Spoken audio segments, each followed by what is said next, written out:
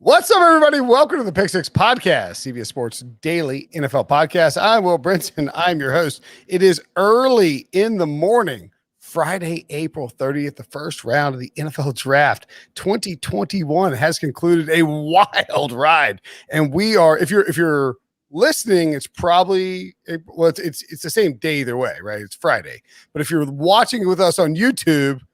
Exactly. Sam Bruce Smith. It's almost day 3 in Australia. If you want to hang out with us on YouTube, we're doing these recaps every night live on YouTube. If you subscribe to go to youtube.com/pick6, subscribe. You will get an alert when we go live. These will be fun. So fun, in fact, that it's not just me, Ryan Wilson and John Breech, but yes, Devo's here. Devo has his own square. Devo got more HQ time tonight than I did, and Breech did combined. And we got the Heisman winner. It's a good night. Oh, yeah, Devontae Smith. Yeah. You could, and you stole him from Dave Gettleman, who definitely wanted him, which is kind of fun. No, I don't think he did. He did. Anyway, we'll get to that. Wilson, what's up? How's Cleveland? Your backdrop looks perfectly Cleveland. You actually out the window. The stadium's right back there, so you can almost see a dark building. Yeah, you can see the stadium out back there. Look at that. There we go. Oh, that's cool. So the stadium's out back there. What was on your TV? And unfortunately, we're going to edit that out. You looked up freaked. Like, wait, what? No, I know what it is. It's right here. I'm watching NFL Network. Sure you are, Wilson. Actually, you know, it happened tonight with when the Eagles traded up in front of the Giants with the Cowboys, which is a disgusting act of NFC East ancestry. By the way, it would have been super embarrassing if there was some naked lady on my television. That's what I'm saying. But so the Eagles trade up and they cut to the Eagles war room, and Howie Roseman has the same thing going on, like a plate glass window behind him, and the Eagles' entire draft board is being broadcast in a reflection behind him. I mean, you couldn't really read it, but geez Louise, guys, think this through. Your $14 billion business. Anywho. By the way, it was pretty cold today in Cleveland, even for someone who lives in the Northeast. I will say that BMAC and JJ, who joined us on set outdoors, they're not crazy about the cold weather. You, BMAC, and JJ grinding it out like true blue-collar campers. I will tell you this. Next year's draft is John. Speaking of campers, wasn't that the tent? Your tent was the size of a camping tent, right, Ryan? Yeah, that's right. And I'll say this, John. Next year, the draft, as you guys know, is in Las Vegas. And after hour 8, BMAX said, I tell you this much. Those guys sitting in the studio, they're not going to Vegas next year. We're going to Vegas next year. Because you know Brady, Pete, DK, like, oh, we're available to go to Vegas. We can't go to Cleveland. Well, you know, vaccines and whatnot. I'm knock on wood. This podcast will be live from Vegas. Brinson already has his flight booked for Vegas next year. He's going to be first in line. He's probably got his hotel booked. We're going to be at like a craps table. Do it like set it behind a craps table at Caesars, doing a live podcast after the draft. At any rate, as I mentioned, we're doing the live recap shows every night. YouTube.com/pick6. If you subscribe, you'll get an alert. If you're in America, it's probably not going to be your cup of tea because it's late, but it's it'd be 6 o'clock, 7 o'clock on Saturday, and midnight on Friday. If you're one of our international listeners, who we always appreciate, it will be actually right in your. Hey, our fans in London, it's like 6:20 a.m. there. This is perfect. Wake up right before you go to work. Watch us live. Exactly, Breech. And regardless of where you live, you should be downloading, if you haven't already, for any reason, the CBS Sports mobile app. It's my go-to for live scores and breaking news, and it's NFL draft week, so you need to know a little football fan hack here. If you don't have the app, you can download it at your mobile app store. The CBS Sports app is always free. It's free. And what you do is you go to the settings and you turn on alerts for your team or whatever teams you want. Like if you think so-and-so is going to take a linebacker, you turn it on. You put a bet in on the linebacker, and you get the alert if they take them. That's what you want. You want immediate grades. You want immediate analysis. You want immediate alerts. And CBS Sports mobile app brings that to you. It's the best way to never miss an NFL draft moment. So you haven't yet, fire open the CBS Sports mobile app and get your mobile war room ready ahead of the action on Friday. Okay, so we have a lot to unpack here. the stretch from noon on Thursday to 9 p.m. on Thursday was some of the wildest Bonkers times. It was, right, Breech? Like, we've seen some really crazy bloggable things, and noon to 9 was insane.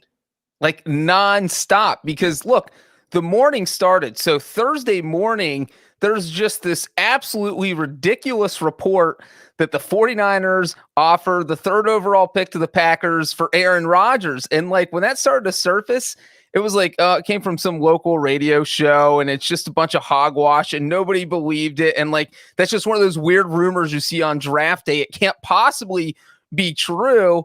And then all of a sudden, my God, the Aaron Rodgers bomb blows up before the draft even starts. And then we're all just kind of scrambling, texting each other, slacking each other, wondering what the hell's going on. So, I mean, guys, what the hell's going on? Right. And that was sort of the prelude. So we've been doing this and we'll get to the Aaron Rodgers stuff in a minute, but I think we do need to do service to the quarterbacks, because for the last 3 months, it feels like 3 years, we've been talking about what the 49ers would do at number 3 overall. And I think this is a really good lesson in how to bet the NFL draft, because if you read the tea leaves leading up to the draft, every single, it was like, it doesn't make any sense that they would take Mac Jones at 3. No offense, Ryan. And then you would read these reputable insider mock drafts where they would pick Mac Jones and then they'd be like, well, I wouldn't be surprised if it was Trey Lance. And then the betting market's completely flipped. Trey Lance is a huge favorite. And when it all was said and done, Trey Lance was the number 3 overall pick. How are you reading the tea leaves, though? What are you reading? I mean, you can just see everybody was walking it back for a week. Every mock draft on Thursday morning had like 95% of them had Mac Jones go to. Yeah, it was stupid. And you read the blurb, but it was like, well, I wouldn't. Well, that's not reading the tea leaves. That's actually taking a risk, right? How is it? What's taking a risk? But I don't understand the tea leaves part, because if 95% of the people, the people with sources, including Schefter doesn't do one, but he's been on Mac Jones. Schrager, who knows people, was on Mac Jones for his 3 mock drafts. I mean, I think if you're going against the grain to try to make some money, because Mac was negative money until what, Wednesday night? No, Thursday morning. Till Thursday afternoon at like 2. Okay, so you're actually you're taking a risk at that point. Well, it's a little different too than the Baker Mayfield, and I feel like I explained this at the podcast. Baker Mayfield in 2018, that was a case where the Browns were number 1. They can leak that out at 8 a.m. in the morning, and it doesn't affect anybody. But here's what Daniel Jeremiah wrote. Kyle Shanahan covets accuracy and good decision. He go with Mac Jones. Kyle Shanahan covets accuracy and good decision making. Those are Jones' best qualities. In my gut, I still feel like Trey Lance could be the pick here, even though all signs are pointing to Mac. That's literally reading the tea leaves. And this is what every one of these were. Well, I said the exact same thing. I'll tell you exactly what I said. So here's what I wrote. I've been writing this for weeks. We have no idea what happens here, but Kyle Shanahan was at his best when he was calling plays for Matt Ryan. This doesn't mean he isn't having visions of doing even more with a talent like Trey Lance. We just don't know, because the 49ers have been tight-lipped about their intentions. So, I mean, okay, I guess I'm trying to take a victory lap, even though I said it would be just. No, we'll just say that. Yeah, take your victory lap. Yeah, absolutely. It wasn't Mac. It wasn't ever going to be Mac. The Mac stuff was crap. It was a smoke screen. It was a great smoke screen. I don't know that it never was going to be Mac, but I think here's the funny thing. So I wonder if the conversation at any point will be, why did he take Trey Lance, who started 17 games, played 1 game in the last 430 days, threw 133 passes in high school, over the other guys that were available? And I'm happy for Trey Lance. I hope he crushes it. But we'll see, because I think, and we can talk about it in a second, but I think this Mac Jones thing, we talked about this in podcasts before. This Mac Jones thing to New England has a chance to be, oh my God, it could be great. Yeah. I don't think Mac Jones sucks. I just didn't. I know, and you have been, and to your credit, you have been on the anti-Mac Jones at 3 bandwagon forever. And just to be clear, and I have to point this out to people like RJ White, I never said Mac Jones at 3. I said Mac Jones top 10. He went 15, so that's still in my face. But the point is, what, Bridge?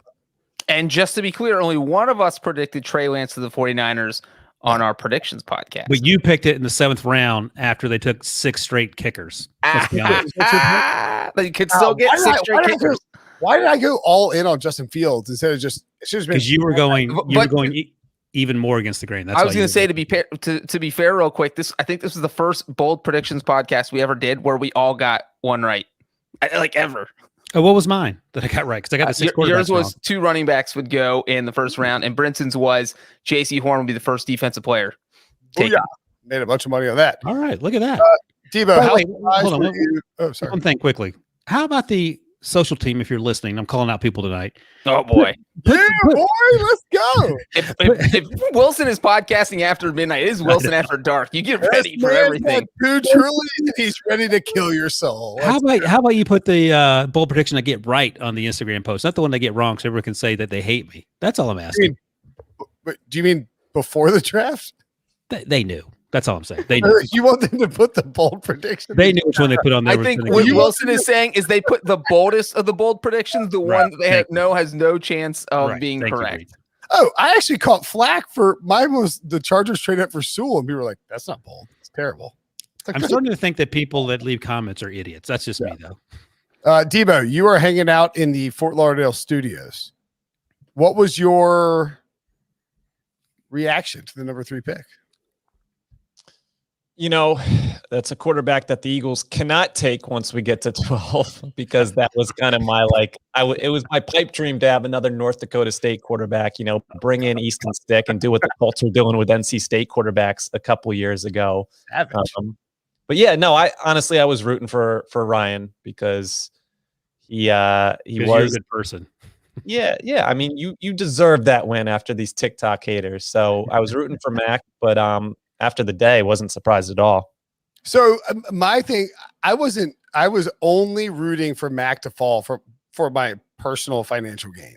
Oh, I've been around vindictive Brinson. You were completely and utterly I understood exactly what you're doing. And look, I will say this much. Like I expected Twitter to be yelling and screaming.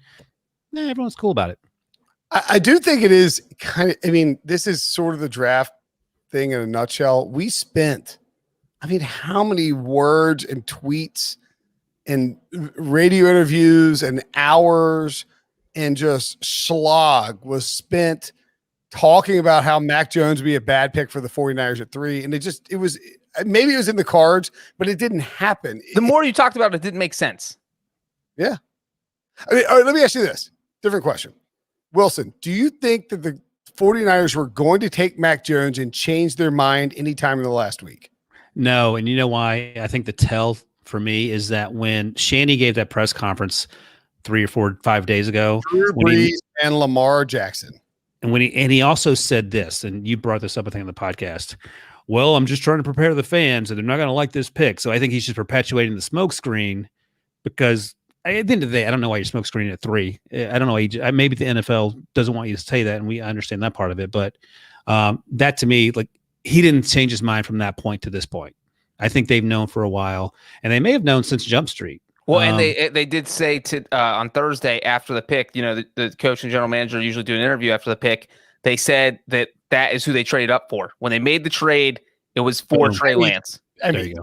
I mean, they could be bluffing, but why bluff right now? You know, like they could have just said we didn't know. They didn't have to name anyone. They could have just said we weren't sure. What changed, Matt? I mean, I don't think Trey Lance hasn't played a game in forever. I look, I'm not right often. But except when you make your last mock draft, you're always right. My last mock draft's really good. I was right on this, and I never thought it just didn't make any sense. It didn't pass the smell test. Like, why would you? The second you trade up, you're like, oh, my God, we love Mac Jones. Here's the thing, though. It was like Tobias Funke at the water cooler in Arrested Development. He's like, have you seen that Funke? Oh my God, Funke so hot. But I'm telling you, if Mac Jones ends up being a superstar in New England, in 3 years, we'll be saying, well, the 49ers should have taken him, and it would have made sense, is my point. And this is the problem. This is the problem with like hot take discourse before, after, and during the draft is you can't. So, for instance, I think the Mac Jones pick was great. I love it. I had the Patriots taking Mac Jones in my mock. I think it's a great fit. He doesn't have to play right away if he's not ready. And the assumption is like Mac Jones is pro ready. He'll be fine if he goes out there. That's not how this works. Well, and there's a lot more pressure that comes with being a third the 3rd overall pick, then the 15th overall pick. And it was kind of like what Wilson was talking about a year or two ago with Daniel Jones, where it was okay. The Giants got him, just not at 6th overall. You get him at whatever their pick was, like 16th or 17th that year. You get him back that far. There's no pressure. It doesn't matter. But when you get someone in the top 10, you expect them to be able to come in and play right away. I hope that everyone who listens to this podcast profited financially at the expense of Ryan Wilson from taking the Mac Jones over 3.5 at 2-1. That's not my expense because I didn't bet on it. No. But I mean, like no, I'm like, here's the thing. That's also the weird thing about this is like Mac Jones went to the Patriots in the top 15. Normally, well, don't misunderstand. I am leaning all the way in on Mac Jones. I'm going to be parallel to the ground. Mac Jones is going to win. I'm going to pull a Prisco about. And like normally, you were all in on Mac Jones. The Patriots drafted him with their first choice. That's the ultimate sign off on this guy is good. I do know this. Over under 3.5 Super Bowls for Mac Jones in his career. Over under 3. Let's just set it real high. It will be over 3.5 in 2 years. That's how good he is. I do know this. I do know that the Mac Jones wins 1 Super Bowl. You are completely vindicated and can parade down the middle of Syracuse. What if he wins a Derek Carr Super Bowl though? Does that count? Or David Carr Super Bowl? That doesn't count. Oh, dang it! Like if Cam Newton leads him to a Super Bowl victory this year, I'm counting it. The bench doesn't count. I'm counting it. Okay, so Mac. What if he wins an MVP? That's Nickelodeon huge. Valuable Player. Yeah. Not in. No, M. Most. Not Nickelodeon. Actually, you know what, Breech? I don't know if he meant to do that, but the only winner in the history of the world of the MVP. Oh, I know. One, Mitchell Trubisky. He's out in Buffalo. I mean, he is in Buffalo. He's out of Chicago in Buffalo, and he is replaced by Justin Fields, who Ryan Pace, out of some illogical reason, has been gifted the ability to get his 17th quarterback in Chicago. And he traded a 2022 first round pick to move up with, but this is the craziest effing trade. Yes, Musso in the house. Joe Musso here. Bear fan Brinson, welcome aboard. I am a little miffed that they took Fields. I wanted to take Mac Jones just to root against. Hey, Brinson. And Andy Dalton. Did you see, I got to find it real quick. Did you see Breech's passive aggressive Bears tweet? He is the absolute. I'm not a fan of Justin Fields' game. Does he know? That's not what the tweet said at all. Are you kidding me? I'm from Ohio. I grew up watching Ohio State. Why would I not be a fan of Justin Fields' game? That's ridiculous. It's the most absurd thing you've ever said, and you say 10 absurd things per podcast. By the way, you know that, I don't know if you saw this. Ryan Pace came out and was like, listen, the fact of the matter is Andy Dalton is our starting quarterback. We are going to develop Justin Fields. Andy Dalton's our starter. You won't believe this, Breech. He said the exact same thing with Mike Glennon and Mitchell Trubisky back in 2017 when that situation happened. So let me ask you this, Wilson. Is Ryan Pace a bigger winner, or is Justin Fields a bigger loser for how they came together? So here's my concern. Like, I love Justin Fields and I hope he has a ton of success. And I think he's Mac Jones doesn't want to go to Chicago and have to throw the ball in that weather with the issue. People say his arm isn't strong. He'll be in New England, so maybe it's a half dozen one. But if you're Ryan Pace and Matt Nagy and you're basically a rabid dog backed into a corner because you're about to get fired, are you going to push Justin Fields out there too soon? Is it going to be the case that you're going to do with Trubisky? They're definitely going to push him out there too soon. That's the thing. So you're going to succumb to peer pressure, fan pressure, media pressure after close your ears, Breech, after the second game where Andy Dalton throws 12 interceptions and you're like, okay, well, this isn't clearly going to work. Justin, I hope you're ready, because this is what I've been saying for months. Justin Fields is Trevor Lawrence in year 2. Like, I feel like he needs some time. Like, you can play him in November and maybe that's fine because these guys play early now. But man, I don't know with that doo-doo offense, if we're being honest. I'll just say real quick, the difference between the Mike Glennon and Mitchell Trubisky situation and the Andy Dalton Oh, get out of town. Justin Fields' situation, Brinson, is partly shorter quarterback. Partly what I talked about is Trubisky was taken much higher, number 2 overall. So there's a lot more pressure to play a 2nd overall pick versus 11th overall. They traded up for a ton of. Now hold on a second. First round pick, dude. Can you listen? Can I finish? Can I finish my point? Can I finish? Yes, you can. And so now Trubisky's also trying to win a job against Mike Glennon, who had less than 20 career starts going into that competition. So he wasn't a clear cut. Dalton's got more than 100 starts, so he's a seasoned veteran. So it would make sense. I don't think they're going to feel as much pressure to start Fields if they don't think he's ready. If you got plays Andy Dalton training camp, you put him in. It's a no-brainer. That's why you drafted him. Do you want to explain this to him, or you want me to, Wilson? Yeah, I'll just say 2 things, and you can. I just don't think it's similar to the Glennon Breech. This risky situation. I think that's a horrible comparison. Breech. This is called Stockholm syndrome. Yes, that's go ahead, correct. Thank you. No, that's all I had. It's Stockholm syndrome. What are you talking about? This is not similar to Trubisky Glennon at all. That's it. There's nothing. Andy Dalton kidnapped by Andy Dalton, and you can't escape. Oh, you know what Belichick said tonight? He said Cam Newton is the starter going into this season for the Patriots because that team doesn't suck. That's why he said that. Yeah, they went 7-9 last year. They went under 500. The greatest quarterback in Bears history.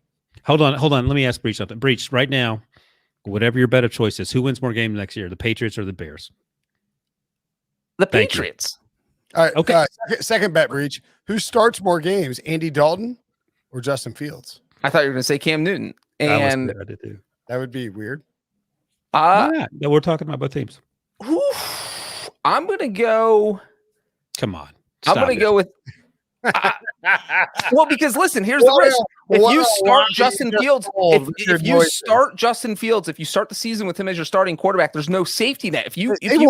They won't do that. That's what I'm saying. So if Andy Dalton starts off as the starter, I think if they get a few wins, he probably gets benched midway through the season. So he might get 8 or 9 starts. No way. They gave Mike 4 starts. I was going to say over under 4.5 with John Fox coaching. They're going to do the same damn thing with this. This is time is a flat circle. Matthew McConaughey is smashing that beer can, and it's just instead of Mike Glennon, who got a run.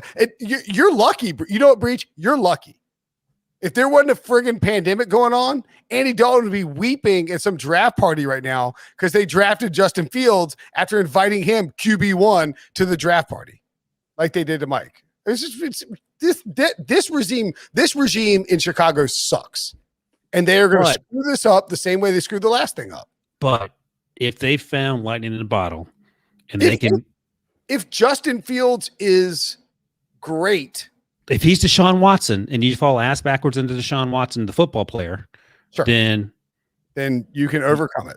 You're going to be around for an extra until Ryan. All the pressures in year 1 because if the Bears aren't good next year, Nagy and Pace might get fired. Well, that's why Andy Dalton's not playing 8 games, Breech. But that's also the risk of putting the rookie in there right away. If he's starting for 15 games and goes 5-10, Pace and Nagy might still get fired, but you keep Fields like that. Well, how many games do you think Andy Dalton's winning for the Bears, man? What are you doing? 17.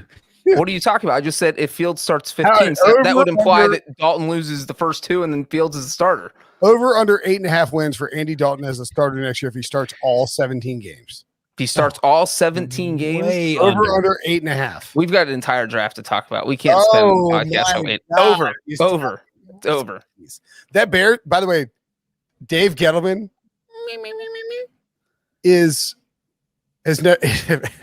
I cannot believe this happened to Dave Gettleman. Yeah, Anthony says Dalton every podcast. Look, man, we can't every single one that we do. It is sort of like a circular thing.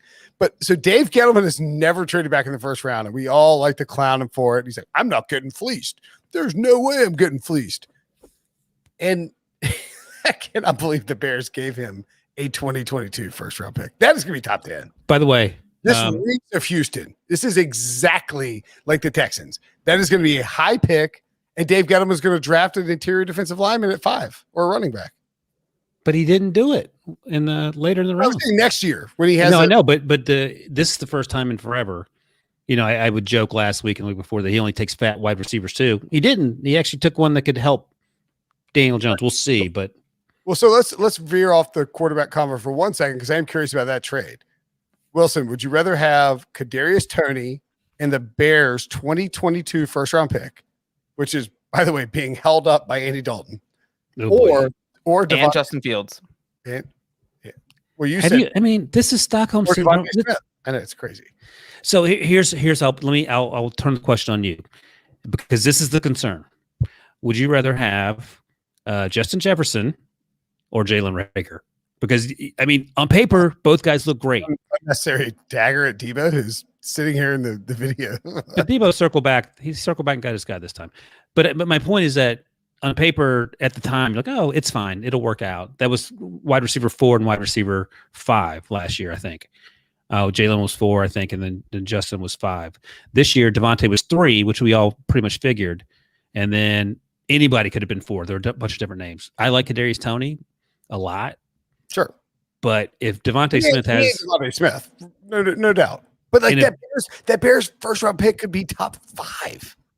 No, because 8.5 over Andy Dalton. I have Andy Dalton, and he has a laser shock tag in my back and tells me I can't say anything bad about him. Oh, well, you guys are saying that Justin Fields could be awesome. So either way, no matter whose point of view you're going by, the Bears aren't going to give the Giants a 5th. Do you know the if you give me a future first for a team that is starting Andy Dalton and a rookie quarterback, I am licking. I'm like, Glenn Davis big baby thing where he's like licking his lips. He's running back down the court, the gif. Like that's how I am. I'm thinking like this thing might be top 3. Like we might have the number 1 overall. There's a chance that the Bears give Dave Gettleman the number 1 overall pick next year. It's not off the table. I'm not saying it's bad value, but you really see a path to the Bears being that bad. You're the guy who tweeted that Justin Fields could be the best quarterback in the NFC North, and you all of a sudden think that the Bears are going to be the worst team in the NFL? The worst team in the NFL? If Aaron Rodgers gets traded, there's a path to everything in the NFL at any given year, man. There's no a path to the Bears being the worst team in the NFL next year. Maybe Justin Fields gets hurt, and they have to start Andy Dalton for 17 weeks, and they're the worst team in the NFL. That's entirely possible. There's no path. Not going to happen. Hey, Breech. Flip that. I actually hadn't heard the dunk of my headphones in like 7 weeks. That feels good. Yeah, your podcast. You can't even hear what's going on. Anyway, the other quarterback that was taken in the first round, because there were only 5. That's uno, dos, tres, cuatro, cinco, cinco. About this draft is that it was like, hey, Jaguars, wrap it up, B. Get don't if you take this full time allotment, you too, Jets. What are we doing here? They milked it. Yeah. They didn't need to milk it. It's like trying to milk the cow and there's no milk left. Right. What was that? It's not a pretty sight. Do that again, Breech. Somebody could gift if you're watching on YouTube, please gift that. Next time we talk about milking a cow, I'll do it again. Mac Jones, 15 to the Patriots. Wilson, as the preeminent Mac Jones supporter, not just on this podcast, but in the entire country. Yeah, baby. Obviously, you weren't thrilled that he didn't go 3 because I wanted him to go 3 for sure because because I've been saying forever, top 10. Like, there are teams that consider. Dude, I will say this. I talked to a handful of teams, more than 3, that thought he was a top 10 pick. They had him as their number 2 quarterback. Clearly, some of those teams didn't need quarterbacks, but I do know. Just to provide some context, so like the Lions didn't trade out. That's a huge factor. And we talked about this, I think, on one of the previous 4, shows. 5, 6 were not moving. Mm-hmm. 7 didn't move. Right. 8 didn't move. 8 could have moved and didn't. Right. 8 and no, the Panthers took J.C. Horn at 8, and then the Broncos and at that point the Cowboys said we're out. Yeah, short flip for Devontae Smith. Right. I mean, so it's not like Mac Jones fell to the bottom of the first round because he sucks. There was this weird situation with how the draft stacked up. And I'll tell you this: I do know this: the Patriots were sweating when the Bears traded up and took the wrong guy. Would you rather you would take Mac over Fields? I had him ranked 11 and 12 on my big board because I like them both a lot. But the NFL teams I spoke with liked Mac better. So that sort of had me leaning towards Mac. And of course, I've been all in on Mac. But I like, dude, when we got to when did Matt? What pick did Matt go? I mean, did Justin go? 11. Justin went 11. Mac went 15. So at 10, after the Cowboys traded down, I was thinking that maybe the Patriots try to trade for Mac Jones, and I was thinking, okay, how can the Steelers get Justin Fields? Like I was already having that conversation, and then he went 11. So I would be ecstatic, but I think Mac obviously has a better path of success in New England as opposed to Justin in an organization that has Andy Dalton. See, I mean, Breech, I don't bring up Andy Dalton, but I am curious if you think that's the big juxtaposition. Like, I would almost rather take the quarterback, Breech, who ends up in New England versus the quarterback who I think is better in Justin Fields, if that makes sense. Yeah, I mean, with quarterbacks, who you think is going to be the best is 90% of it is landing spot. I mean, I think we were talking about who would have the most success out of certain quarterbacks, and we all agreed it'd probably be the one that ends up with Kyle Shanahan because his system is the best setup for a quarterback if he has someone he likes and he thinks can run it efficiently. And, obviously he thinks that with Trey Lance. So, I would say going to it, the Bears have no history of having good quarterbacks almost ever. And so that's, if you're a quarterback, you're probably not sitting at home wishing to go to the Bears, but you might be saying, oh, I wish I could go to the 49ers. I wish I could go to the Patriots. The Bears probably aren't at the top of your list if you're a quarterback. All right. So, when you talk about, the Browns and the Steelers in that playoff game where Browns fans were, please, Mike Tomlin, please punt, please punt, please punt. If you're a Bears fan, and when they were on the clock and they traded up, you're like, if these guys take Mac Jones, if they had taken Mac Jones, and I'm not saying that Mac wouldn't work out in Chicago. It's just like, if they take Mac Jones and they for Fields, it would have been incredible. An incredible 365 days. We would have been just pirouette dunking on the Bears over and over and over. Even and if Mac was good, he was stuffed in our face. But it never felt like they were going to do that. And I think at the end, the picks ended up going the right spot. But I really wanted the Bears to. Well, I mean, and that's the funny thing is like Mac Jones. It's like, man, if he ended up in San Francisco, I don't think that's a good fit. If he goes to Chicago, I don't think that's a good fit. He gets to New England, and it's like this is the one spot where I think this is the spot that's most ideally suited for him. So Ryan, if you had to pick a landing spot for Mac Jones, your guy, is New England it? I still think it's San Francisco. Yeah, no. Like, anybody who plays at San Francisco is going to win. But I mean, San Francisco's one. I mean, you could even argue maybe the Rams are in the mix. They're obviously not looking for a quarterback. It's going to be somebody without a quarterback. Yeah. One San Fran and then New England. Yeah. Okay. All right. And the only downside of San Fran is that he would have gone in there with all this hate. Like fans did not want him, the 49ers fans. And so that's a dark cloud to have over your head going into your rookie year. That's high expectations combined with the fact if you struggle at all, you're in trouble. That's a great point. It's a lot like Alex Smith versus Aaron Rodgers.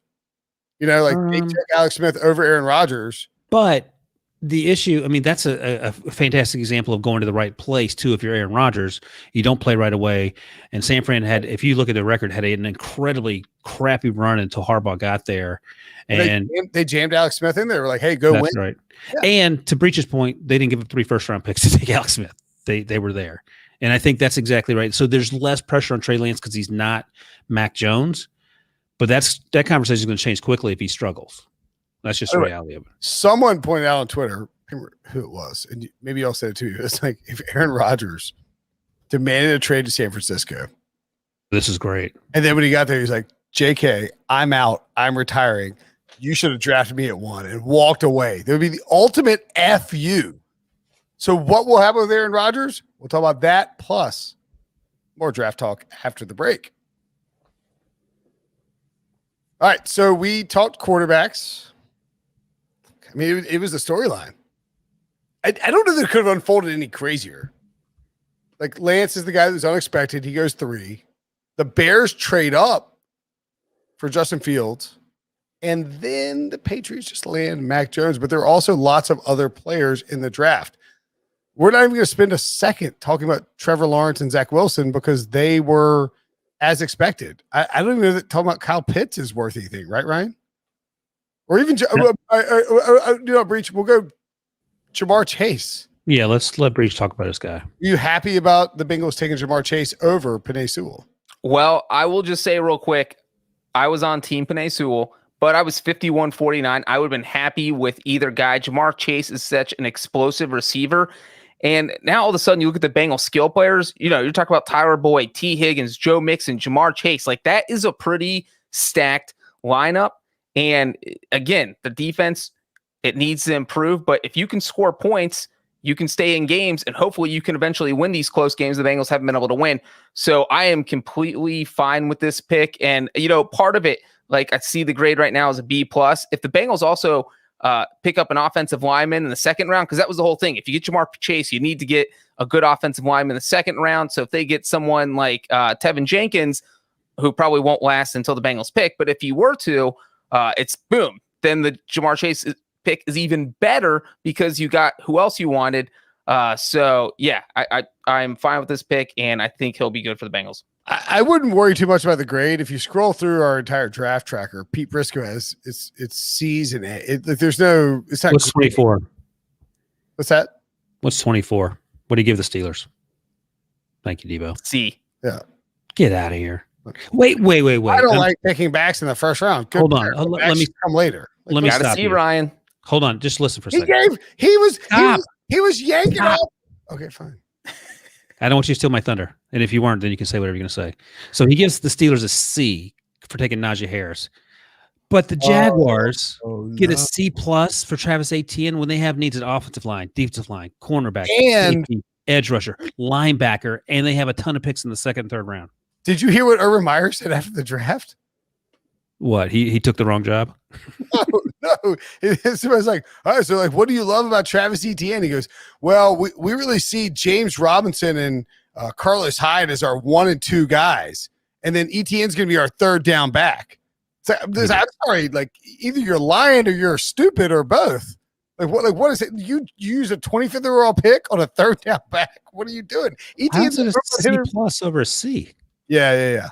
That's bad. Look at Pete's grades suck. Pete's lost his fastball. You could clip this and send it to him. That old tiny man lost his fastball. I'm yelling. Repeating off the street. Brinson broke the internet. All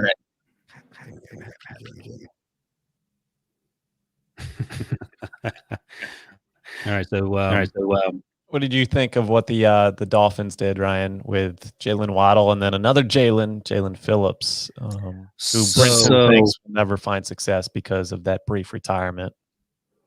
Yeah. So I left. I'm gonna. Wilson broke the internet. All right. I'll be back. Breech. Debo. I'm gonna mute myself. These guys are coming back in.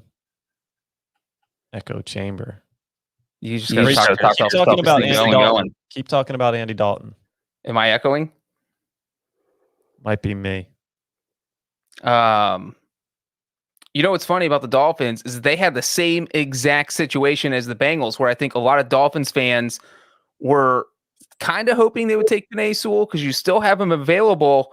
And then you're also, the other half of fans are saying, you know what, let's get the receiver. He's still on the board. He played with Tua.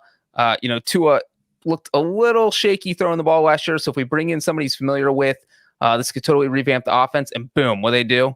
Jalen Waddle. I thought that was the craziest thing, that we saw, 4 receivers who are now playing with their college who are playing in the NFL with the college quarterback they had. Yeah, that's a good point. I had Waddle going 6 to the Dolphins in my mock, so I wasn't surprised by that. I had Sewell go. I mean, it was pretty chalky through and I think we stressed this on the pod. I think we did, right? Throughout the entire process. There's a massive drop off around 12, 13, or 14.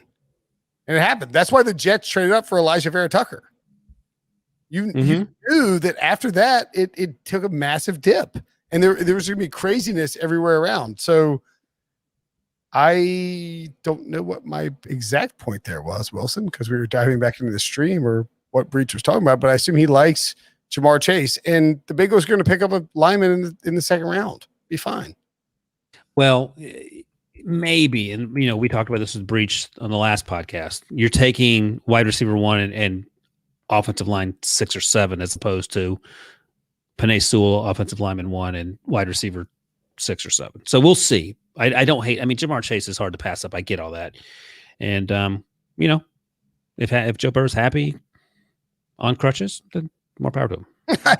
I just don't think you were going to see a situation where if you go Sewell at 5. Also, Jamar Chase wore black and white, like black and orange and white cleats to the draft because he knew he was getting drafted. If you see a guy show up in the colors of the team that he's projected to by 99% of analysts, and you have a chance to bet like any amount of juice, lay that juice. And by the time that happened, and by the time I told you guys it was definite, it was only negative 175 at that point, which was kind of shocking. I went back in on it. Thank you, Breech.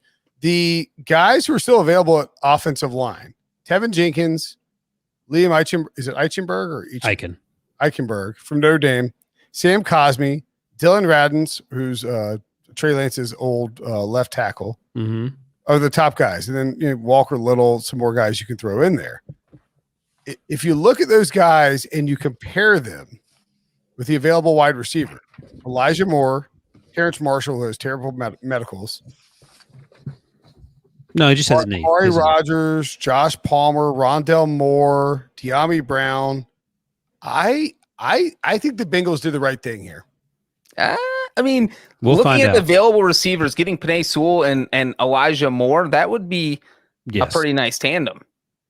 I don't think they get Elijah Moore. Oh, well, I mean, even Terrence Marshall played with Joe Burrow, or if you want to go all the way down to, I mean, there's a few receivers there. I think at least one of them is going to be available when they would be picking. So you would prefer that they would have Sewell and... Yeah, he's been saying that from Jump Street. Okay. I mean, I understand why you would love Jamar Chase, obviously. But the problem for the Bengals is most of these wide receivers we have listed right here: Rondell Moore, Elijah Moore. Again, Marshall with the medicals, I think he might fall. He's a name. Brown. It's fine if he doesn't. Sage Surratt. Go ahead, take Sage Surratt. These guys are kind of slotty. Like they're slot receivers. And you already have Tyler Boyd. He's already extended. No, Elijah Moore can play inside and out. Who else are you talking about? De'Ami Brown's outside. He's a deep ball guy. He's not like a number one. Well, here's the thing. He doesn't need to be number one in that offense. And this is what we said all week. T. Higgins was a second round pick, and he had a great season. I think the Bengals did the right thing. We'll find out. I'll let Breech be the ultimate arbiter of what happened. I mean, it's hard. You can't get angry at your team for taking Jamar Chase. No, not at all. And we'll find out whatever lineman they take. There's still a few left on the board that will make this tandem. What if they take Breech? What if they take another wide receiver in the second round? What are you going to do then? That would be awesome. I mean, honestly, if they want to lose games 49-45, I'm in. Yeah. Well, they won't score more fun to watch. 45 because Joe Burrow will be dead. Then they'll trade a first round pick for Ryan Finley. Who would complain about that? All right, let's go back to this first round and look at it. So Waddle goes 6. What was the most surprising? The first 5 picks were pretty chalky. You want my most surprising pick? Yeah. Why in God's name here we go. Are the Raiders so bad at this? They're bad at it. Why are you drafting Alex Leatherwood? They took Alex Leatherwood 17th overall, and it kind of flew under the radar. What are they doing? And why did Prisco give him a B? There you go. I mean, that was a guy who most people had projected in the second or third round, right? Yeah, that was the guy who was like, if the Bengals take Jamar Chase, they can get Leatherwood in the second round. He's a day 2 guy. And look, he's a solid guy, but he's not a spectacular guy. He's not. Here's the thing. Brian, I want you to read that. I want you to read that blurb on the screen and then read the grade. Okay, so Alex Leatherwood. I don't love this pick. They need line help, but he's more of a second round pick in my mind. P. Prisco, B. What is that B? Grow up, Prisco. Give him an F, man. What are you doing? Maybe it stands for B as in bad pick. Here's a conversation. Prisco has changed his grading system. I had a conversation with a scout in 2019 about Jedrick Wills and Alex Leatherwood, because Leatherwood at the time, it was unclear if he's going to return to school. And I said, so what do you think of Leatherwood compared to Jedrick Wills? And this is all the scout said. Ryan, it's not even close. And Jedrick Wills was dominant last year. Yeah. Mostly Andre Thomas came along at the end. He struggled early, but all the first round guys. Leatherwood can kick inside, I guess, but are you taking a guard at 17 that's not Elijah Vera Tucker? So I get it, but to what Breech just said, you could have gotten him in the second round almost certainly. This feels like a your whole defense sucks. Yes, this is a Cleve Farrell pick, and that you're like, what are you doing? I almost feel like it's a parody at this point because we're ripping the Raiders. It's a troll job. But I mean, like, what are we doing here? Your defense sucks. Your pass catcher, Henry Ruggs, you better hope is anywhere close to CeeDee Lamb or Jerry Jeudy or Justin Jefferson. God help you. Your next best wide receiver is Hunter Renfrow behind Brian Edwards. And you got Darren Waller, obviously, who's great, and you stumbled into. This feels like a classic Gruden over Mayock pick again. Gruden won't stop drafting Clemson and Bama dudes. That's not a bad strategy if you draft the right ones. Yeah, but if you draft the role players whose status is elevated by their teams being good, you're gonna. That's like signing free agents from Super Bowl teams. That's how you end up being terrible. Ryan, this team. Who did you think they should have taken? So, let's see. Let me see. Davis, Phillips. I'm not a Phillips fan, but no, I love Phillips a lot if he's healthy. So yeah, I would. I mean, I'm not. So here's the thing, Breech. That they were linked with Trevon Merrick, the safety out of TCU, who would have helped. Micah Parsons was gone by then, but I'm trying to look real quick and see at where. So 17, Jalen Phillips. Breech. Brinson Smith, Kwity Paye went 21. Kwity Paye has a chance to be really good. They need edge rush help desperately. Yeah. That would have made sense. Greg Newsome went 26 to the Browns. He's going to be a really good player, it feels like. The Peyton Turner pick was interesting. A lot of, there's some buzz late last week that he might be sneak in. I didn't think he would, but he did. I think Daniel Jeremiah was all over that. Eric Stokes, I don't love that pick. But Jason Elway, Joe Tryon, 2 edge rushers that went at the bottom of the first round. Gregory Rousseau would have even been a better pick. Jalen Phillips' teammate at Miami who opted out. But even if you want to go offensive line, that's fine. But why don't you go with someone who has like a Christian Darrisaw makes sense. He was the last offensive lineman to go, and that was at 23. Caleb Farley went 22. Look at these defenders: Greg Rousseau, Eric Stokes, Peyton Turner, Newsome. I would have been fine taking a flyer on Caleb. Here's the thing: you take a flyer on Caleb Farley, who's a top 10 pick with an injury issue. That's better than Leatherwood. As we sit here, maybe Leatherwood's a Hall of Famer, but just based on what I saw and the people I talked to, like this is sort of, run-of-the-mill John Gruden, but this team is not better right now than they were Wednesday night. I don't get it. In fact, I'm a little flummoxed that I missed the pick in the middle. What happened before that pick? Something crazy? I don't think so. What do you mean? So the Mac Jones thing happened, and I probably got loose on Twitter. Oh, I see. Yeah. That sounds about right. Mac Jones happened. It's like, Mac. Brinson blacked out, and his fingers, it's like Jim Carrey in Bruce Almighty just. Right. So the Raiders were like, oh, typing. Now we take Alex Leatherwood. This team, if this is Mayock pulling the strings, and I don't think it is, if it's Mayock pulling the strings, then they have a problem. Let me ask you this. What if Mac Jones is there at 17? Did they take Mac Jones? I don't know. Man, they took Alex Leatherwood at 17. But I think this is the offensive version of Cleveland Farrell at 4. I think that they would take it maybe if it's Justin Fields or Trey Lance. I think they take one of those quarterbacks there at 17.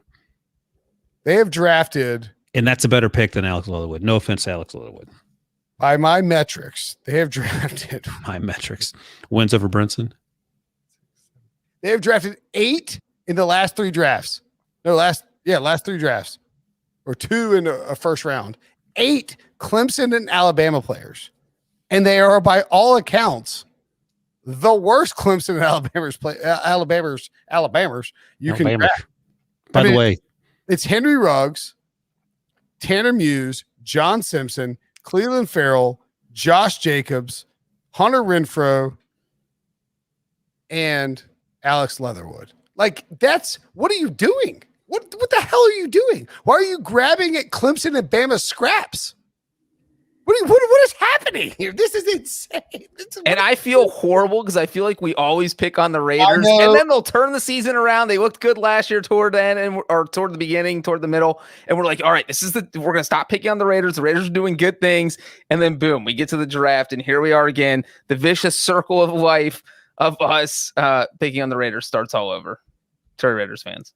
I feel like Mike Mayock is trapped, and he knows that if he pulled the ripcord and left Oakland or left Las Vegas, leaving Las Vegas. No, people would say, "Oh, Mayock picks." Gruden will put the picks on him. Now, all these picks are on Mayock. He's banged. All these picks are on him. You know, it's funny. Like I've been watching in the week leading up to the draft, like the old telecasts of the previous drafts. Like going back to we talked about the Mel Kiper getting yelled at by. Bill Tobin or whatever. Bill Tobin, yeah. Tobin. But also you see Mayock as a on-air personality talking about the picks and sort of doing those retros. The ones that you've been on, Brinson, the other shows where they talk to the sportscaster or the journalist about the 10 best linebackers in history. Used to do them in the Super Bowl. Yeah, but sort of those NFL Films thing. They had Mayock talking about whatever. And he looked much happier. Like doing that job was probably a lot less stressful than the one he has to do now. Well, it just feels very clear to me that Mike Mayock is doing the same work he was doing at the NFL Network. And he's doing more work on hours and hours of tape on prospects and preparing a draft board. And then John Gruden comes strolling in with a Corona in his hand. It's like, hey, we're taking Leatherwood. And he's like, well, all right, Jimmy. Like, if I say no, then John's going to fire me because John has $100 million 10-year contract. Mm-hmm. That's what it feels like to me. Yeah, it's not great, Bob. Not great. I don't want to pick on the Raiders. We're not picking the Raiders, but that's the worst pick of the first round. How did Prisco give that a B? What is he doing? Classic he gave that a B. Gave Najee Harris a C. Scared and old and washed. Clip that and send it to him, Debo. All right, let's bring Debo back in for a second. Before we keep moving down the board, we do need to talk about the NFC East scramble up top. How did you feel, Debo? I didn't know your multiple feelings. First, I want to know your feeling about when you heard that Howie Roseman, who we all know on this podcast that you hate, was trading with the team you hate more, the Dallas Cowboys, to move up. And what was it like as that was unfolding? What was your best case and worst case scenario? And then, of course, how do you feel after the fact that you got Devonta Smith? All right. So thinking about it, I was just like, okay, this seems like a move for a wide receiver. In my mind, I support the pick. I will say that when they traded up and a quarterback like Justin Fields is on the board, my first choice at number 10 was Justin Fields. I will say that right now. I think he is going to be a superstar quarterback. I want to give Jalen Hurts a chance. I'm encouraged. You know, he's reunited with his college teammate, Devonta Smith. I wanted Justin Fields straight up. But Devonta Smith is as about a good of consolation prizes as you can get. And it's weird. I think the Eagles fan base right now is so happy with Howie Roseman. It's just not something we're programmed to feel on draft night after these past couple of years. But I haven't seen one negative comment about Devonta Smith. Nothing about his weight, nothing about anything from the Eagles fan base. So that's just a pretty unique feeling and something that I didn't imagine was possible based on the past couple of drafts. But in terms of a fan perspective, this is a home run. All right. So this is what my immediate reaction during the pick was like. First of all, Dave Gettleman traded. No, was it the Cowboys traded down to the Eagles, who traded up over Dave Gettleman? It was an NFC East melee for a second there. My other thought was kind of just like, screw you, Giants again. Like, we lost week 17, kept you away from the playoffs, got that better pick, got an extra first round pick. You're admitting you tanked. Yeah, absolutely. I said that at the time. That was clear. Whatever Doug Peterson wants to say, he's gone. But you know, you get the better pick. you get an extra first-round pick, and then you trade up to steal the guy that they were obviously trying to pick. Clearly trying to pick.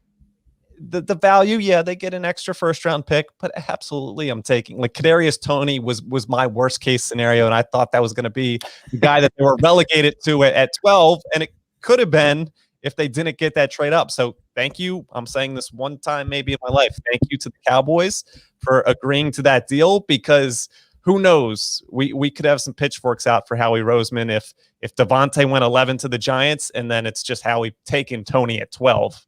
Wilson, do you think that Howie Roseman made this pick and made this trade specifically to satisfy an angry fan base? Well, real quick, Debo got his cake, got to eat it too, because his worst case scenario was Kadarius Toney, and that's who ended up going to the Giants. They do.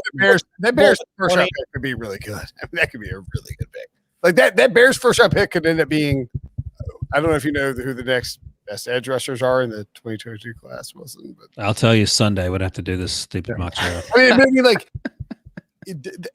that Bears first round pick could be like the Dolphins. The sounds like a Kevin Clark tweet, but the Dolphins first round pick, which eventually getting swapped with the Eagles first round pick, like that's where the Bears. If the Bears suck, that pick could be great. But Devontae Smith is special, and if you're Howie Roseman, you can't come out of you can't be like, we had 2 first round picks in the future and Kadarius Toney, yeah. So Debo, would you rather have Devontae Smith where you got him, or trade up to get like J.C. Horn or Patrick Surtain? Devontae. Okay. Absolutely. You're rolling with Jalen Hurts at least for next year. Give him the necessary weapons we talked about the other day. Right now, the weapons are maybe emerging Jalen Reagor, Travis Fulgham, Greg Ward, JJ Arcega-Whiteside. Like, it's just, I think they put Carson Wentz in a really bad situation last year. I'd like that trend not to continue with the quarterbacks and at least give these guys a shot. And I think Devontae's going to ball out at the next level. Do you guys ever look at Zach Wilson and go, he's 7?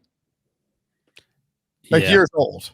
And the funny thing is when you see his family, adult I've ever seen in my life, because I'm watching the replay now as we do this, and his family is all Zach Wilson clones. So a lot of his, whether it's brothers, sisters, cousins, whatever, they all look the same, which is sort of funny. Yeah. No, I Breech, I'm curious. You're a beautiful mind of sorts. Yeesh. Ex-Cowboys fan. You've been deep in the Cowboys. Who won the Cowboys Eagles tete-a-tete? I think the Eagles did, because I can only imagine that conversation, because it really does feel like the Giants were going to take Devontae Smith. That's who they were eyeing. They were ready to grab him because obviously they wanted a receiver. They ended up taking one at 20, and then then the Cowboys and Eagles have this conversation, which I'm guessing they loved having. Can you imagine Howie Roseman talking to old Jerry?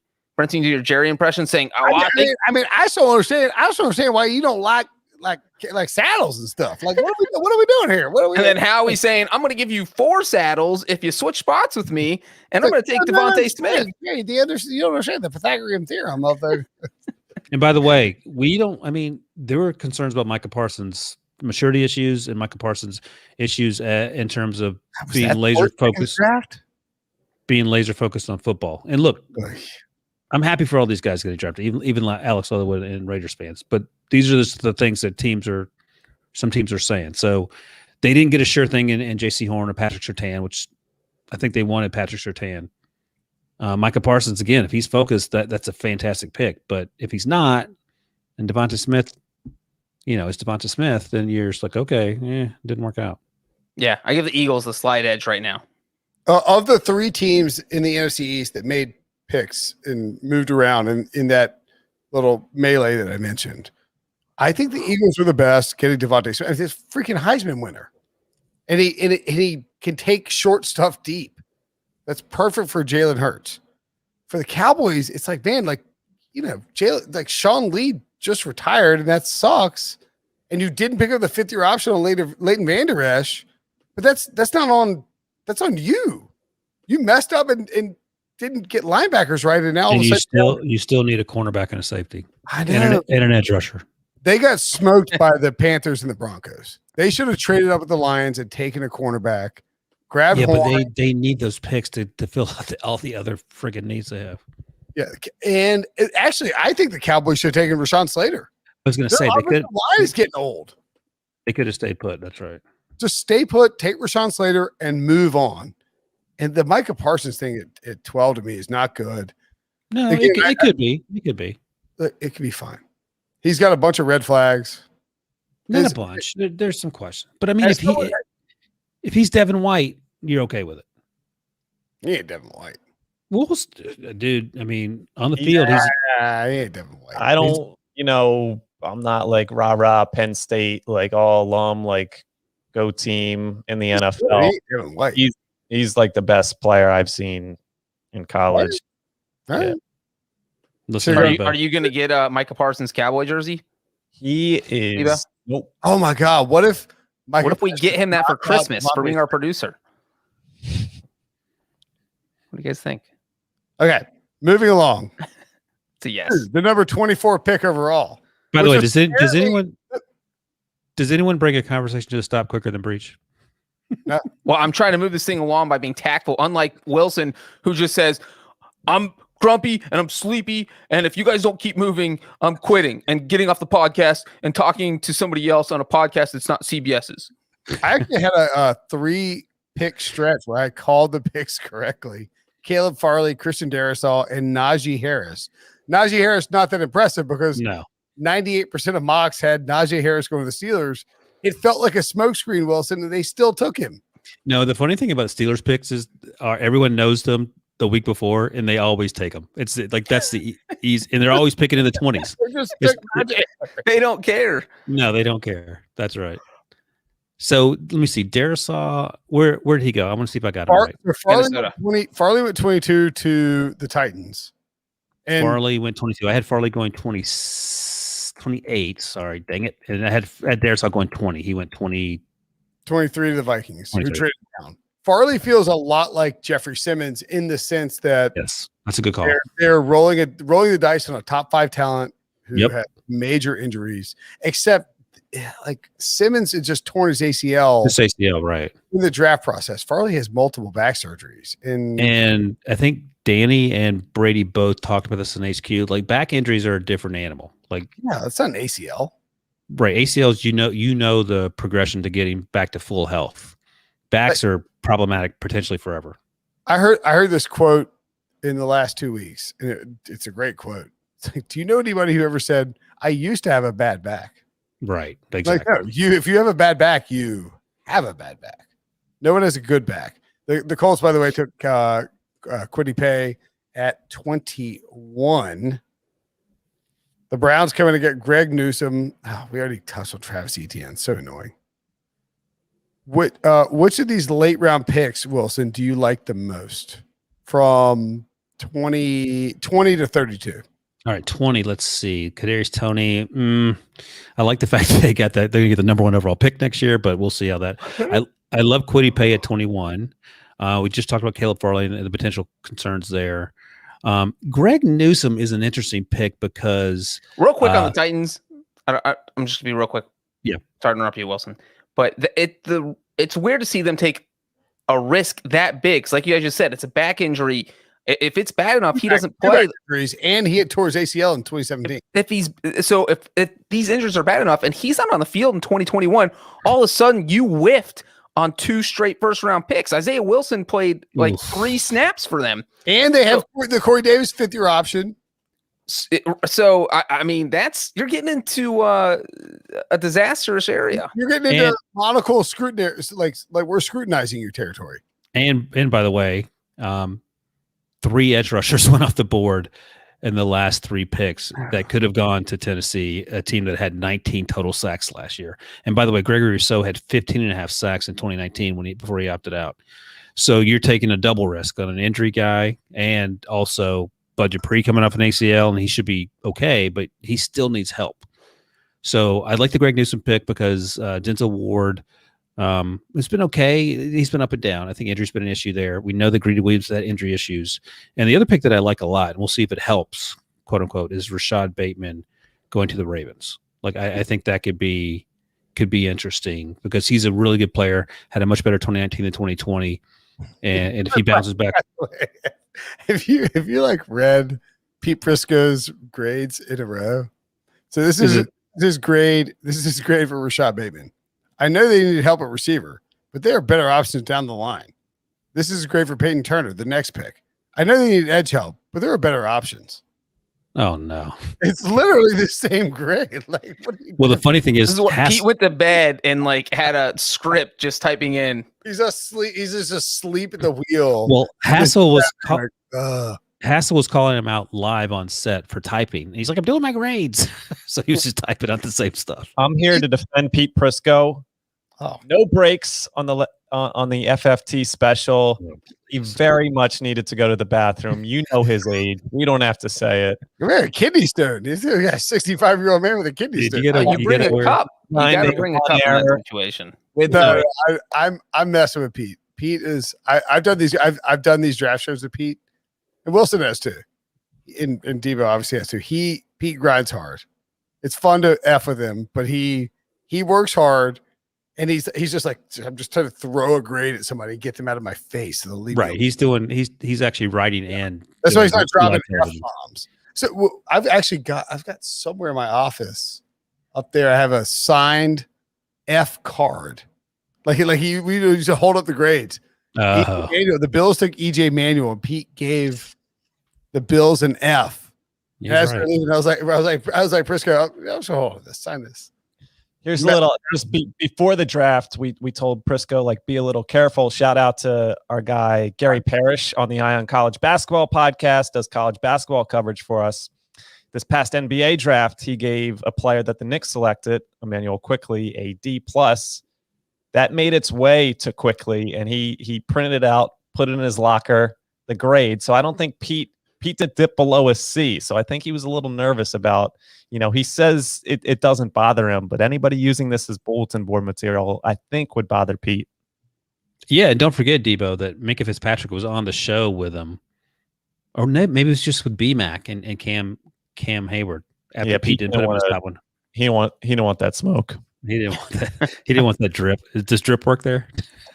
you guys, you and BMAC looking great on set tonight. Tell us about Peyton Turner. How much of a surprise was that one? So there were some late buzz in the mock draft community in the last week or so that he might sneak into the first round. I think I mentioned Daniel Jeremiah. I think he threw him in there in his last mock draft. If he didn't, he had in the one before. And I said this on HQ. Played at Houston, 1 year productivity, and was really good. And the one sort of big game he had was against Brady Christensen, the left tackle for BYU, on a really good offensive line for BYU. And he had his moments, but he wasn't lights out. But, otherwise there was a lot to like. So it's just a matter of sort of trying to project these guys. And, I think he went ahead of Gregory Rousseau. And here are the differences. Peyton Turner is bigger, stronger, quicker first step. And that translates more easily, even though he didn't have the production numbers in terms of sacks and things that we sort of typically measure these guys by. So I'm fine with the pick, and it doesn't feel like an LJ Collier pick, which sort of had people scratching their heads because LJ Collier wasn't a pass rusher. He was sort of a tweener defensive end, quote unquote, edge guy who feels like a Seahawks first round pick, and that he hasn't quite met expectations. I think Peyton Turner has a chance to be a pretty good edge rusher. Maybe it doesn't happen right away. I think the good news is that the Saints took him, right? Yep. Yeah. They didn't trade up for him like they did with Marcus Davenport, who hasn't been a home run. And also, by the way, you have Cam Jordan on the other side, so you can sort of ease into that job. And I think I said this, that sort of like Aldon Smith did. I think I said that with Gregory Rousseau too, which fits in Baltimore and Buffalo. You don't have to be the guy. You can sort of ease into the job in a rotational sense and have some success that way. Have you heard about these polls that you have to guess every player that's selected in the first round, but you have to do it in the least so you can write 60 players. Oh, I saw one of those. 32 picks. So the Cover 3 guys did it. They did a great job. Wait. Entries. How's it work? You have to get all 32 picks, but the goal is to make so like you have the amount of players as possible. You have unlimited drop downs. Right. And your first drop down is going to be Trevor Lawrence.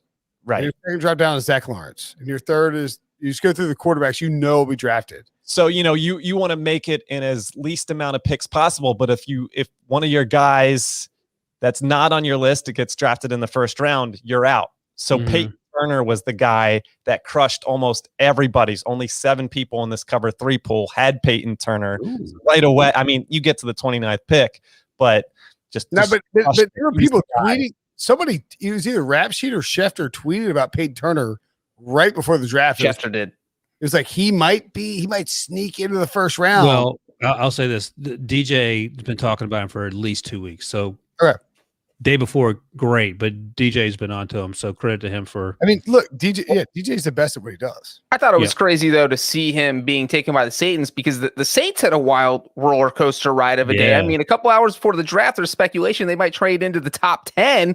So you have Saints fans on the edge of their seat. Every pick that goes by in the top 10, they're like, "Oh my God, is this going to be where we trade? Is this going to be where we trade?" All of a sudden, no trade. Then they stick at 28. Then they take a guy who no one had projected in the first round. It's like 48 hours ago. So it was a pretty crazy situation with New Orleans. Yes, and as Breech points out, the entire lead up to the draft, which we referenced before, was insane. Not only did we get the Saints, it's like the Saints are trying to trade up, and Jay Glazer said he quote tweeted somebody saying it's not for a quarterback, and then Jane Slater said it's not for a cornerback, it's for something more substantial. They were right. Apparently it was for if you listen to the buzz around the league, it was for Jalen Waddle. It was they couldn't get high enough to get Waddle. That would be crazy. They wanted Waddle. There's no way that was happening. Well, no, they wanted Waddle, and they were trying to trade with the Lions at 7. But the problem was the Falcons were going Pitts at 4. And then at 5, the Bengals were going Chase. And then at 6, the Dolphins were going Waddle. So you need to get to 5 to do it. The Dolphins wouldn't do it. I mean, excuse me, the Bengals wouldn't do it. That's who they were going for. They were going for Waddle. That's extreme. It's insane. Yeah. I mean, Sean Payton traded 2 firsts for Marcus Davenport. So that happened. And you're like, oh man, what a wild lead up to the draft. And then all of a sudden somebody tweets out, Tim Tebow's coming out of retirement as a minor league baseball player to be a 33-year-old tight end for the Jaguars and Urban Meyer. You're like, well, that's. And at that point, you're thinking, there's no way this day can get any crazier. You're like, well, yeah, exactly. You're like, this day. I thought that Shanahan was right that we're all going to die on Sunday when that news came out. And then after that Looney Tune, like independent reporter was like, I'm telling you, the San Francisco 49ers trying to trade for the Packers. It's like, what is this guy talking about? You get multiple national confirmed reports that Aaron Rodgers is out. He's done with the Packers. Breech, on a scale of 1 to 10, where does this rank on Looney Tune storylines in your NFL writing career? Oh, this is like 700. This is so far off the scale that. Hey, Breech, is this crazier than Laramie Tunsil's gas mask video? Yes, I think so. I think so too. I think so too. Yeah, but we're like, dude tweeted that. And it's like, what are you talking about? It was like, actually, no. Did you watch the Schefter thing? What happened? Diana Rossini got dunked on. So Schefter goes, coming up, Laura, after the commercial, I have some massive breaking news. And they weren't going to commercial. So she's like, okay, we're going to throw it to Diana Rossini for a report of the Saints. And Rossini's she's like, oh, no. And what are you going to do? Like, Schefter's about to drop a bomb. and he's dropping, and you're giving some update on the Saints wanting to trade up in the draft. In Rossini's defense, when she came back and did I feel bad for her. No, but listen, when they came back to her after the news broke, she said, nobody wants to hear me talk about this. They're waiting for Adam Schefter. What are we doing? Yeah, exactly.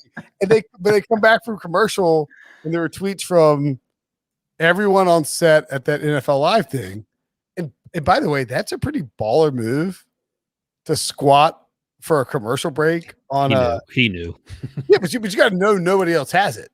That's what I'm saying. He knew. Like that's how big that. To your point, that's how big a baller Schefter is. He ain't worried. I'm just saying, like you get like that's a good move. So here's the situation real quick. Just to preface the Schefter stuff is that the independent reporter got the news from Paul Allen, who was the Minnesota Vikings radio announcer, I think, or he's their play-by-play or a color analyst. And so he has his own radio show. And he said on that radio show on Thursday morning, basically that Aaron Rodgers, the 49ers went after Aaron Rodgers because they thought he wanted out. And so that is where, from there is where everything spiraled. So there wasn't anything else. That was just it. There was just the 49ers went after him. It was a Hail Mary trying to land Aaron Rodgers. And that's what started the speculation. Yeah. As it turns out, it's weird because so David Dunn, who's Aaron Rodgers' attorney, I mean, apparently he'd gotten this out to everybody else in the last week because there were teams calling the Packers about trading for him. There's only so many teams who could trade for him, and he's a $38 million cap hit if he's traded before June 1st. It's not happening, right? I would. Oh my gosh, excuse me, I'm yawning. I said this. Let me ask this, Wilson. Would you trade right now? Would you trade Trey Lance? See, that's the thing. It doesn't work for the 49ers. It doesn't work. The 49ers can't do it because they have Let me put it to you. I'll put this to the people that are listening because you poo-pooed it right away. But there was a point. If in a perfect world, if Deshaun Watson didn't have the allegations that he had, and we'll see how those sort of work themselves out, but they're obviously very serious. But in a perfect world, if everyone had no allegations against them, we could have had a situation where Deshaun Watson was not playing with his current team. Oh, right. Aaron Rodgers can force his way out of Green Bay. You can say what you want, the Packers, so we're not doing anything. You retire and go do Jeopardy. And Russ Wilson I think he was blowing off steam, but I think teams called Seattle to see what the deal was. But the idea of Carson Wentz gone, Doug Peterson fired, Aaron Rodgers gone, Deshaun Watson gone, and Russ Wilson talking about it is absolutely crazy bonkers even to consider, given that everything revolves around quarterbacks. I think you misinterpreted my response. You said something like there had to be like a 5% chance. Hey, I said 5 to 10% in a perfect world.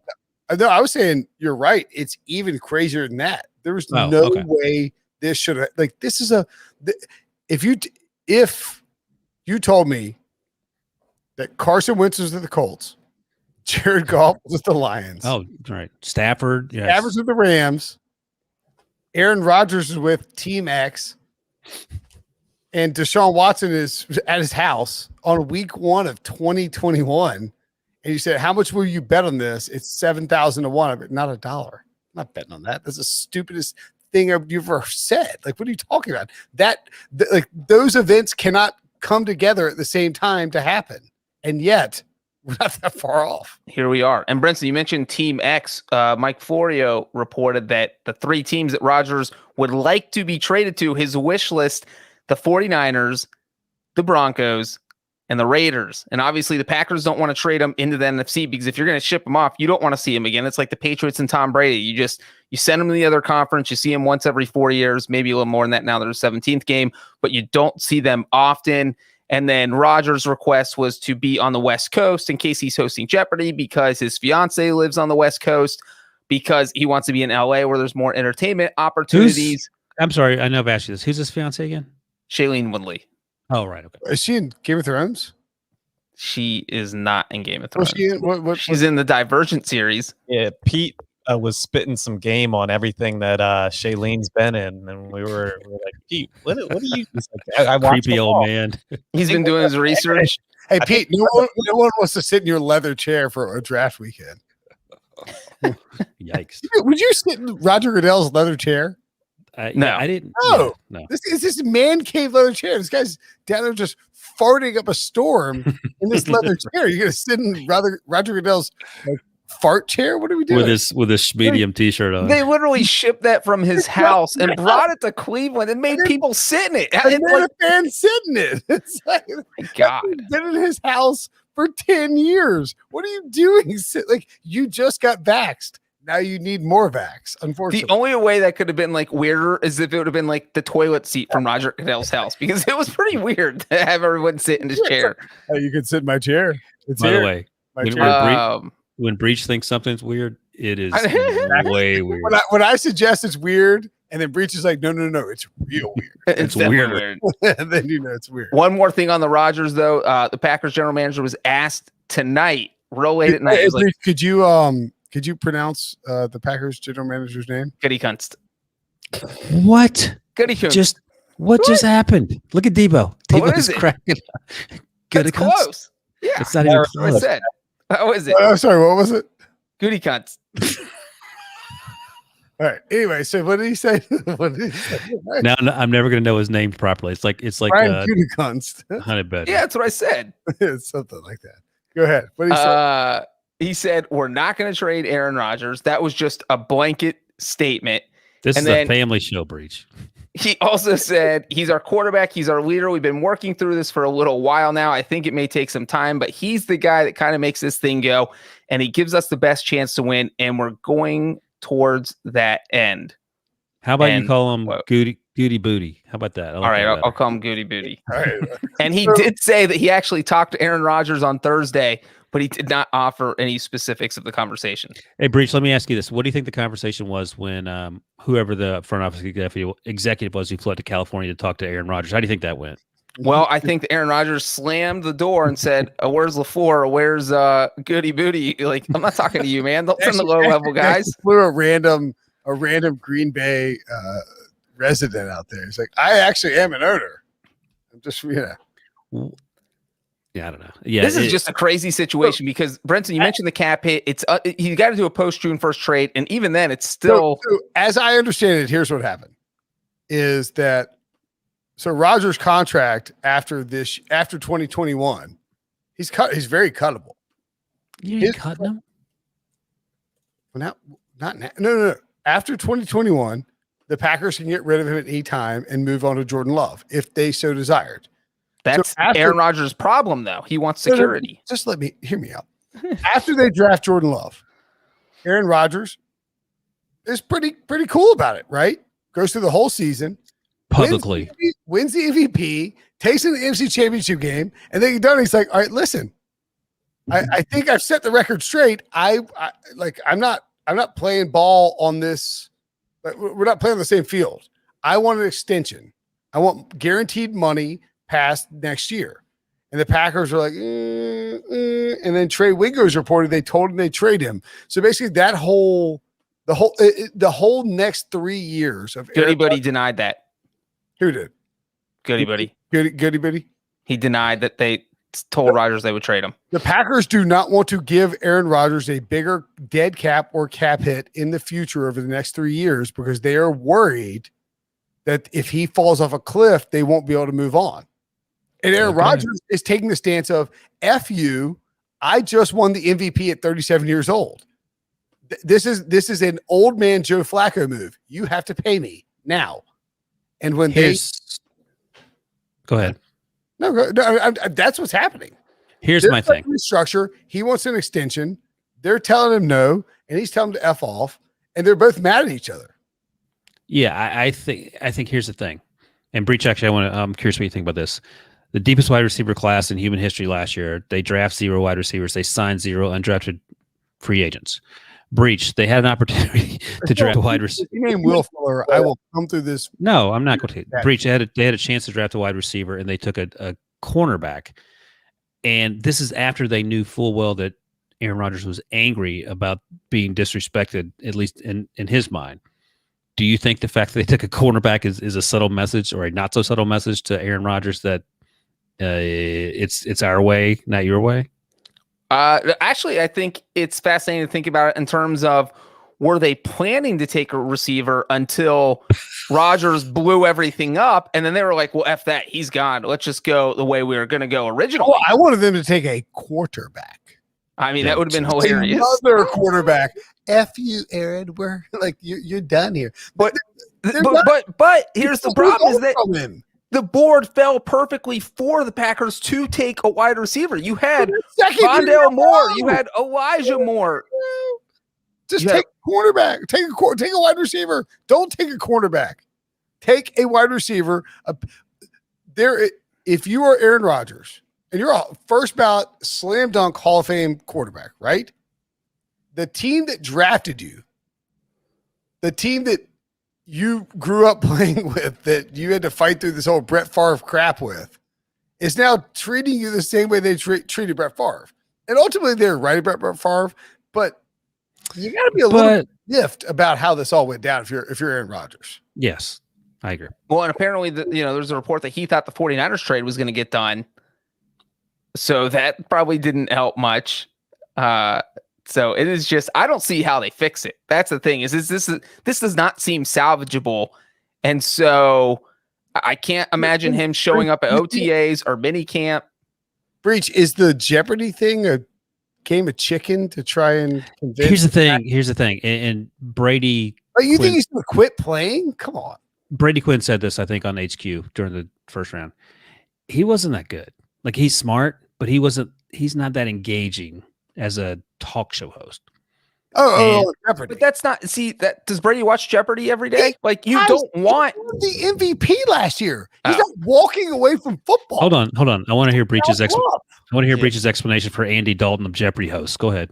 No, I'm not saying Aaron Rodgers was the best Jeopardy host. I am saying he was close to what you want in that game show. You don't need but Trebek was very, very good at his job and understated also. It's disgusting, Breech, that you would compare Aaron Rodgers to Alex Trebek. I didn't even mention his name. I didn't even say his name. To Tom Brady. That's what it is. You were doing some trash ass comparison and mentioning Andy Dalton and Tom Brady's name. Be like, well, I mean, they did go to the playoffs for the same period for 5 years. It's like, no, get it out of here. You are disparaging. Brinson, Phillip Rivers retired. I think it's time for you to retire. And Debo hosts the podcast. On your own show. I'll give you that. All right, let's wrap this up. I got to do radio in like 3 hours. Me too. I'm going to write a newsletter at 7 a.m.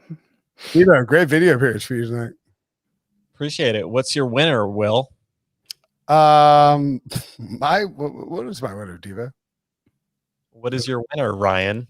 My winner is McCorkle Jones, baby. He didn't go 3, didn't go top 10, but he went 15 to, as we agreed earlier, probably the second best landing spot and maybe the best. We'll see how things go with Trey Lance in San Francisco, but I think Mac Jones, no pressure this year, in a great situation. And I'm telling you, what I say, 3.5 Super Bowls in 2 years? Put it in the books. I just wrote it down. It's in the books. Thank you. My winner is the San Francisco 49ers. You know what? I was on Twitter. I was following everything that was going to happen. Fans were going to revolt if that team took Mac Jones. John Lynch and Kyle Shanahan played everyone for fools. They played Ryan Wilson for a fool. They played the 49ers fan base for fools. They kept that poker face going. They bluffed us all. Everyone fell for it. And you know what? They took Trey Lance, who I think was the quarterback who was best suited for Shanahan's system. So I think the 49ers win, Trey Lance wins, and I thought they made the right pick. Nice to get a little subtle dunk on Wilson. Not even subtle. He just very blatant. I will say my winner is Joe Douglas.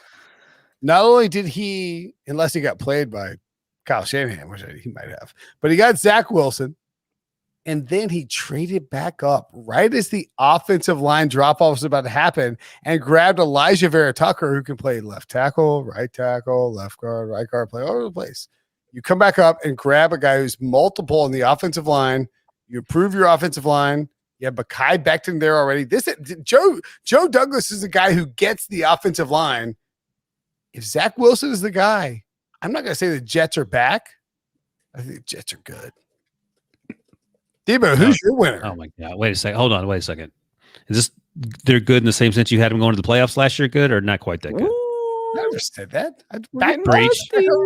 Breach. I like the Jets. Debo, I think he's trying the Jets. Winner from Debo. I'm going to steal one that you did multiple times during the regular season, and this is legitimate. No digging at the fan base. Bears fans, they got a very good quarterback. I don't think they're going to be bad at all next year, whether it is Andy Dalton and Justin Fields split time. I don't think that draft pick is going to be top 5, definitely not top 3, top 1, like you said. I think that team is I didn't say it would be. I said it could be. Could be, yeah. But I think they're competing for the playoffs. Thank you, Debo. Good pick. Wow. It's a great pick. My loser? My winner might be Debo, who people are gonna be like, get Debo in the stream. My He is loser's quite the Giants, handsome. because it's always the Giants. Nice. One more time, shout out Nate Sudfeld. Breach, your loser. You guys are gonna love this, and all that dunking from the beginning of the pod is all gonna come full circles. My loser is Andy Dalton. Whoa! Suck it! What? Played you all for fools. I'm Kyle Shanahan. As Robbie likes to say, didn't see that coming. Did not see that coming. Andy Dalton and Jimmy Garoppolo, basically two quarterbacks who probably 5 weeks ago thought they were 100% going to be a starter for the team they are currently on in 2021. All of a sudden, 49ers make that trade. Jimmy saw the writing on the wall. Not so much Andy Dalton. Brinson, you said it. He was probably at some draft party with his family, watching things, probably dropped his glass of sparkling apple cider because I don't think he drinks Ryan Pace is kind of champagne. He keeps doing this. Why does he keep doing this? Stop it, Ryan Pace. Backstabbed. Andy Dalton got backstabbed. So Dalton and Garoppolo, you guys, you're being benched. You're being you're out. Sorry. Wilson. By the way, Brent Poyer in the chat says real loser Pete Prisco grades. Yeah, well, Pete Prisco's grades can't be losers because it's like, oh, is this vanilla milkshake a loser? No, it's just a bland vanilla milkshake. I'm going to take the easy way out and say the Raiders are my losers because Freebie. That was a freebie. We've talked about why, but they could have made what feels like in the moment better decisions. I have so many losers. You know what? I'm gonna go with the obvious one. The Cowboys. What are you doing? I don't hate it. Micah Parsons? He's Debo just explained to you. He is awesome if he's got his head on right. He's their third. The linebackers are done here. Like, unless you got Devin White, what are you doing? Brinson's just thinking of all the social media engagement he's going to get tomorrow when the Pick Six account tweets out our losers. I did tell Debo to make a photograph of the Cowboys. Cowboys fans are coming at you tomorrow. Get ready, Brinson. I was surprised because here's what I think with the Cowboys, and I said this leading up to the draft.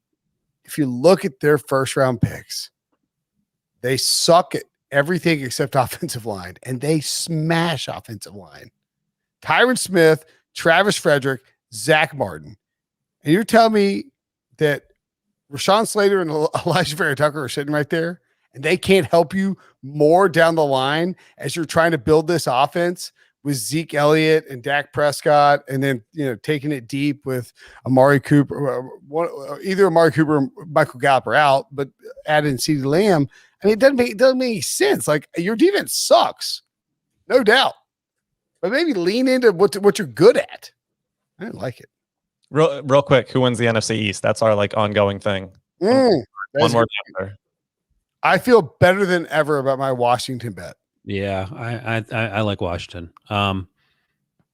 Let's see. I'm trying to think. The Giants trade down and they got Kadarius Toney. I think Washington. And let's not forget Dave Gettleman, by getting a first round pick next year, is like walking into Mara and Tish's office. Yeah. They said I couldn't get a great wide receiver. He's blowing smoke up their ass and saying he got a pick next year. He's like, trust me, Daniel Jones will get it going. He'll be back the next year. I think Washington's a clear-cut favorite after this draft. Yep, I agree with that. I think the Giants would be the only other. They'd be my 1A. Yeah. Now. Debo, one more question. We'll get out of here. Were you? I thought the Eagles were trading up for Justin Fields. Question? Yeah, no, it's not a question, I guess. But I when they traded up, it was like, man, Howie's going for it. He's fired another shot at this quarterback. This quarterback factory that he thinks he's running in Philadelphia. The question there is why would you have to trade up unless you thought another team, not the Giants, but behind the Eagles at that point, were also targeting, if the Bears were trying to get to 10 or. No, it was that was my initial reaction. It's the same as the Saints trading up for Marcus Davenport. Where it's like, oh my God, the Saints are like Sean Payton's trading up for Lamar Jackson. But what it was a targeted and an obvious flop over the Giants for Devontae Smith. Oh, Howie Roseman lives another day in Philadelphia. Yeah. He appeased the fans. Congratulations. Good job, Howie. Great show, boys. See you tomorrow. As always, fun. Wilson, get some sleep.